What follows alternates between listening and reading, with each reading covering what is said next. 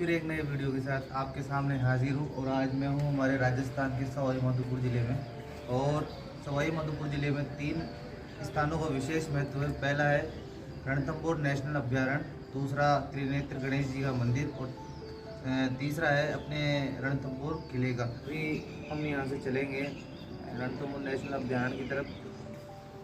बहुत अच्छा होटल है, करीबन 2000 रुपये के लगभग हमारे को रूम पड़ गया। और हम 5 मित्र हैं और यहाँ 1200-1300 रुपये में रूम ऐसी रूम मिल जाता है। तो कभी आएँ तो होटल सिद्धि विनायक सवाई माधोपुर में रणथंभौर रोड पे ही है, तो ज़रूर रुके, स्टे करें यहाँ। ये हमारा होटल है और यहाँ बाहर से ये कैंपर वैन मिल जाती है जो कि रणथंभौर नेशनल पार्क विजिट कराने के लिए 900 रुपये पर मेंबर लेती है। ये आ गई है हमारी कैंपर वैन। तो चलिए कराता हूँ आपको रणथंभौर अभ्यारण्य की सैर और देता हूँ कुछ इन्फॉर्मेशन। रणथंभौर अभ्यारण्य राजस्थान राज्य के सवाई माधोपुर ज़िले में है, जिसकी राजधानी जयपुर से दूरी 160 किलोमीटर है। हमें मिला है जोन नंबर 6 और ये उसका एंट्री गेट है। इसी एंट्री गेट से हम अभ्यारण्य के अंदर प्रवेश करेंगे। रणथंभौर अभ्यारण्य को भारत सरकार ने 1955 में सवाई माधोपुर खेल अभ्यारण्य के तौर पर स्थापित किया था। बाद में देश भर में बाघों की घटती संख्या से चिंतित होकर सरकार ने इसे 1973 में प्रोजेक्ट टाइगर अभ्यारण्य घोषित किया। वहाँ एक फीमेल टाइगर है सुल्ताना। हाँ, वो वहाँ उसने कब्स दे रखे हैं मेन रोड पे। उसने वो चेंज भी किया, अभी उसने गुफा भी चेंज की शिफ्ट उसने। किया था। और फिर बाघों के संरक्षण की कवायद शुरू की। इस प्रोजेक्ट से अभ्यारण्य और राज्य को लाभ मिला और रणथंभौर एक सफारी पर्यटन का प्रमुख केंद्र बन गया। इसके चलते 1984 में रणथंभौर को राष्ट्रीय अभ्यारण्य घोषित कर दिया गया। 1984 के बाद से लगातार राज्य के अभ्यारण्यों और वन क्षेत्रों को संरक्षित किया गया। इस अभ्यारण्य का क्षेत्रफल 392 वर्ग किलोमीटर है। सांबर और स्पॉटेड डियर दोनों के सींग झड़ते नए आते हैं अक्सर। और नीलगाय चिंकारा के परमानेंट होते हैं, झड़ते नहीं। और इसका 10% हिस्सा ही टूरिस्ट के लिए खोला गया है, जिसे 10 जोन में बांटा गया है। सबसे बड़ा जोन 3 नंबर है और छोटा 10 है। अभी यहाँ 88 बाघ, बाघिन व उनके शावक है। मैं जब यहाँ गया उसके कुछ समय पहले ही सुल्ताना नाम की बाघिन ने 2 शावकों को जन्म दिया था, जिसकी उन दिनों गणेश मंदिर रोड पर आवाजाही रहती थी। सुनने में आया था कि एक शावक झील में पानी पीने के दौरान गिर गया और उसे क्रोकोडाइल मगरमच्छ ने खा लिया। नवंबर से मई के महीना यहाँ का विजिट करने का सही समय है, क्योंकि उस समय अधिकतर बाघ बाघिन की साइटिंग होती है। हालांकि ये अलग बात है, हमें यहाँ इनके दीदार नहीं हो पाए। हम जोन नंबर 6 से गए थे। ये अभ्यारण्य के बीच में वो स्थान है जहाँ टूरिस्ट कैंपर वैन से नीचे उतरकर फोटोग्राफी करा सकते हैं और यहाँ वॉशरूम व पीने के पानी की भी फैसिलिटी है। यहाँ बड़ी संख्या में अन्य वन्य जीवों की मौजूदगी भी है। ये देखिए, कैंपर वैन के ट्रैक पर एक कछुआ आ गया है, ताकि ये थोड़ी देर बाद में सकुशल जंगल में चला गया। छोटे बड़े जीव के अलावा इस अभ्यारण्य में पैंथर, नीलगाय, जंगली सूअर, सांबर, हिरण, भालू और चीतल भी बड़ी संख्या में पाए जाते हैं। ये अभ्यारण्य विविध प्रकार की वनस्पति, पेड़ पौधों और छोटे जीवों और पक्षियों से भरा पड़ा है। पक्षियों की लगभग 264 देसी विदेशी प्रजातियां यहाँ देखी जा सकती है। ये जो आप पत्थरों की दीवार देख रहे हैं, ये जंगल में आग लगने से रोकती है। कई छोटी बड़ी झीलें भी यहाँ मौजूद है। अभ्यारण्य हाड़ौती के पठार के किनारे पर स्थित है।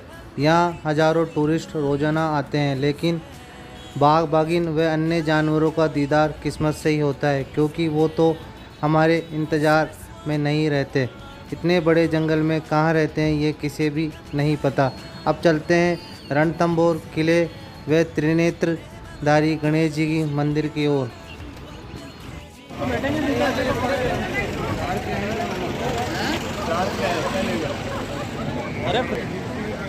ये रणथंभौर जो गणेश जी का मंदिर है वो उसका जाने का रास्ता है, और आज बहुत ज़्यादा भीड़ होने के कारण अंदर गाड़ियों को प्रवेश नहीं दिया जा रहा है।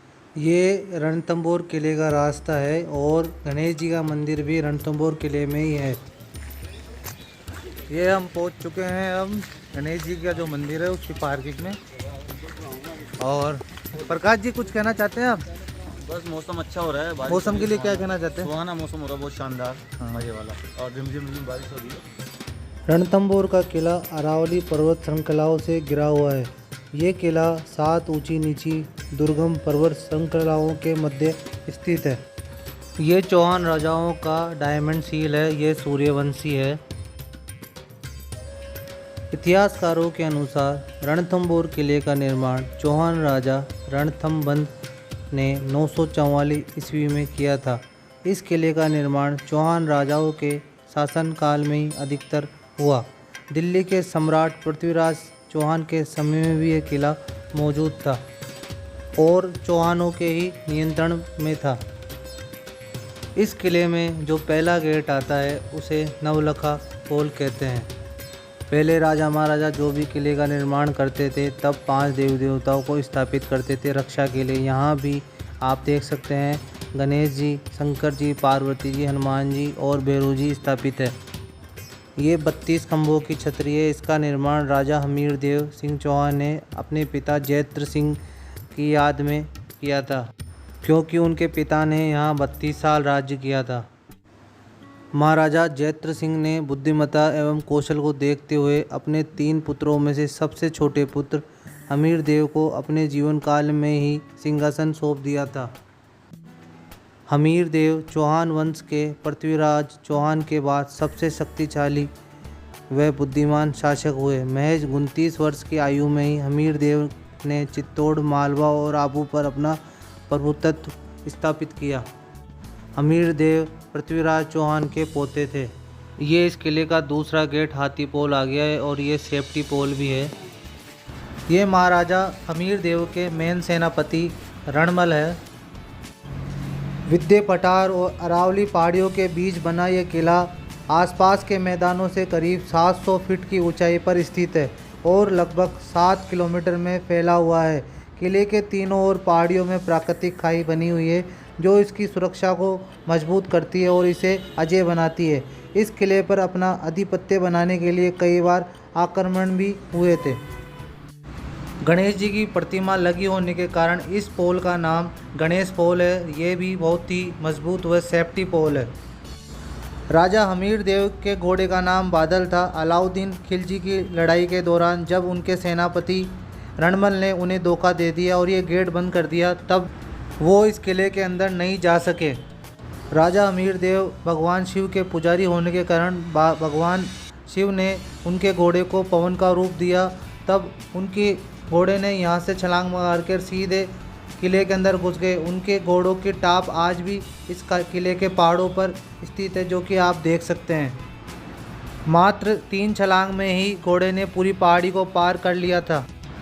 ये तोरण द्वार गेट है जिसे अब वेलकम गेट कहा जाता है। पहले जब राजा युद्ध जीत के आते थे तब रानियां उनके ऊपर यहीं से पुष्प वर्षा करती थी।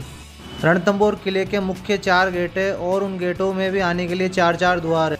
ये दरवाजे में जो आप नुकीले सुए देख रहे हैं ये आक्रमणकारियों के शराब पिए हाथियों से बचाने के लिए होते थे। इन्हीं के कारण हाथी इन दरवाज़ों को तोड़ नहीं पाते थे। ये सब गन पॉइंट बने हुए हैं। युद्ध के समय यहीं से गर्म पानी, पत्थर और फायरिंग की जाती थी। यहाँ से शत्रु साफ नज़र आता था। जो बुजुर्ग किले व गणेश मंदिर पर पैदल नहीं जा सकते उनके लिए पालकी की व्यवस्था भी है, जिसका पर आदमी 1200 रुपये किराया है आना जाना। इस किले का जीर्णोद्धार जयपुर के राजा पृथ्वी सिंह व सवाई जगत सिंह ने करवाया। महाराजा मान सिंह ने इस दुर्ग को शिकारगाह के रूप में परिवर्तित कराया। आज़ादी के बाद ये किला सरकार के अधीन आ गया, जो साल 1964 से भारतीय पुरातत्व विभाग के नियंत्रण में है। किले के अंदर प्रसिद्ध त्रिनेत्र गणेश जी का मंदिर भी है। और ये कोर एरिया है। ये सामने जो लेक देख रहे हैं ये पदम लेक है।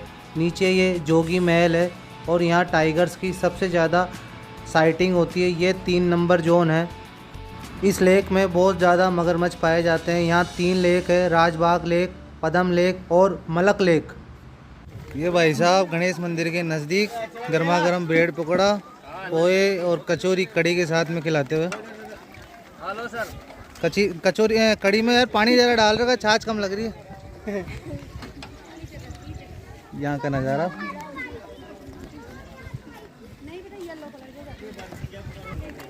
और आज सैकड़ों की संख्या में पर्यटक श्रद्धालु आए हुए हैं। सामने ये पहाड़ देख रहे हैं, ये रण पहाड़ है। यहीं अधिकतर युद्ध होते थे और हम थम पहाड़ पर है। बीच में गहरा नाला है जिसका नाम बोर नाम है, इसीलिए इसे रणथंभौर कहते हैं। ये शिव मंदिर व अन्नपूर्णा मंदिर है। राजा महाराजा पहले अपने अन्न भंडार बनने के लिए माता अन्नपूर्णा का मंदिर भी बनवाते थे और उन्हीं की वजह से उनके भंडार भरे रहते थे। ये हम गणेश मंदिर पहुंच चुके हैं और यहाँ से अभी हमने प्रसाद ले लिया है, देख सकते हैं। और ये सामने का नज़ारा, सामने त्रिनेत्रधारी गणेश जी का मंदिर है और यहाँ छोटी छोटी ये दुकानें बनी हुई जहाँ प्रसाद, फूल माला, पूजा पाठ का सामान मिलता है। तो चलिए चलते हैं अंदर। ये भगवान गणेश की स्वयंभू त्रिनेत्रधारी प्रतिमा है और ये मंदिर 6500 वर्ष पुराना है। दूर दूर से यहाँ शुभ कार्य और शादी विवाह के निमंत्रण आते हैं। पास ये स्टॉल्स भी लगी हुई, यहाँ फूल मालाएँ और प्रसाद, पूजा पाठ का सामान और चाय नाश्ते की स्टॉल्स भी है। और यहाँ दाल बाटी चूरमा की कोर्ट भी होती है। और आज मौसम बहुत ही प्यारा और सुहावना हो रहा है। हल्की रिमझिम बारिश हो रही है। करीबन नीचे से ऊपर तक आने के लिए 1-1.5 किलोमीटर का ट्रैक करना पड़ता है। और ये रणथंभौर किले के अंदर ही मंदिर है, त्रिनेत्र गणेश जी का मंदिर। चलते हैं। Okay, bye bye. अगर हमारा वीडियो अच्छा लगे आपको तो हमारे वीडियो को लाइक कर देना, कमेंट कर देना और चैनल को सब्सक्राइब कर लेना। Bye bye.